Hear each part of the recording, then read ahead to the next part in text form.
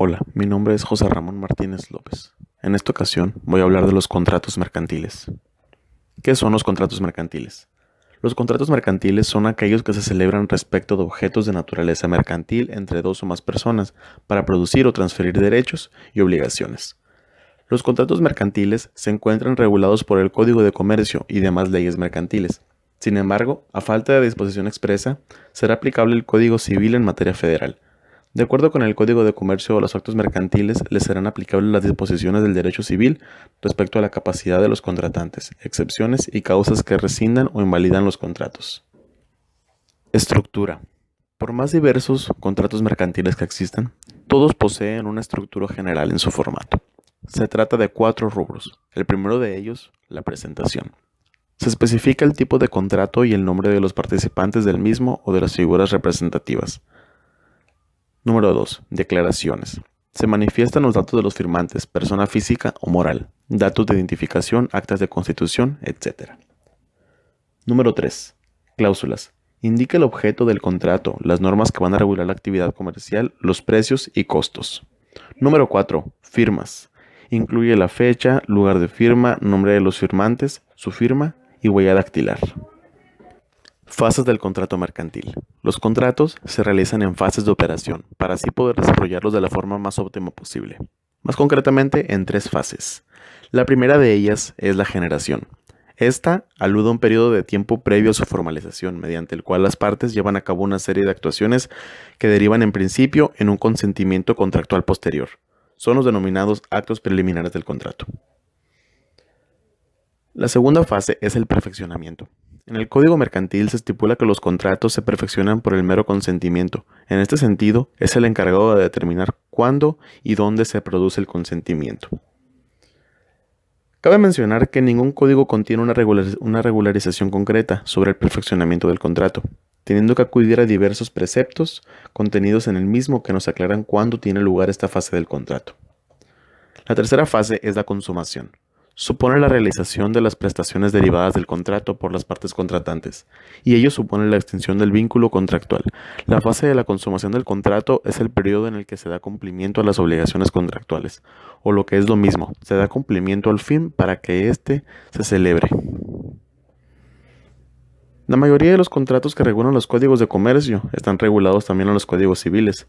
Es por esto que es tan necesaria la distinción entre contratos civiles y contratos mercantiles. ¿Cómo diferenciar los contratos mercantiles de los civiles? La primera forma de diferenciarlos es la competencia de tribunales. En caso de producirse un litigio, en los contratos civiles la competencia la tienen los tribunales civiles, mientras que en materia comercial la tienen los tribunales ordinarios, aunque existe la figura del árbitro para tomar decisiones y llegar a un acuerdo, al igual que los juzgados mercantiles e incluso son competentes los juzgados federales.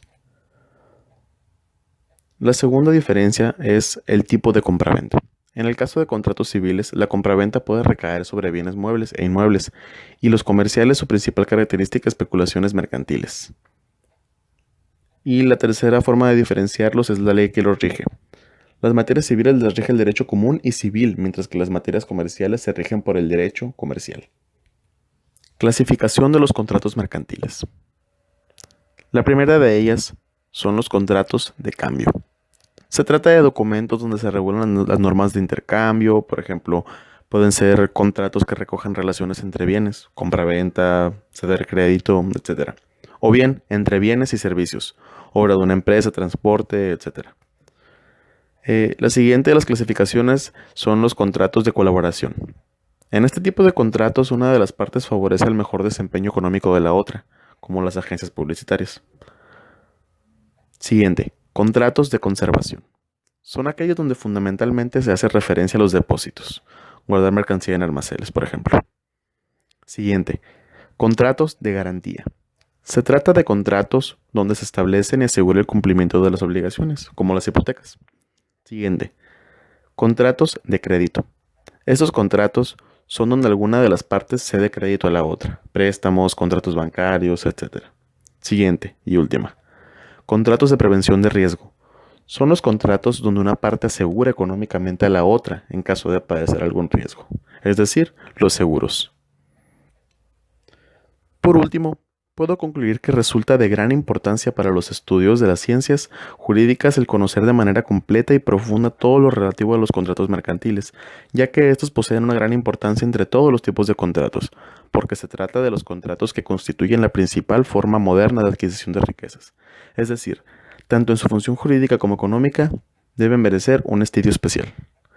Es por tanto que ellos constituyen la base de toda una gama de actuaciones jurídicas que se presentan en la práctica y en el quehacer jurídico de aquellos que laboran en lo mercantil, porque los días están repletos de decisiones fundamentadas, ya que en el cumplimiento del contrato, ejecución de contratos, violación de contratos, nulidades de actos de venta, radiaciones de hipotecas, etcétera.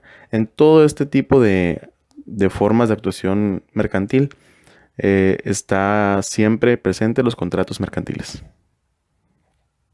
Sin más que decir por el momento, me despido de ustedes y quedo muy atento.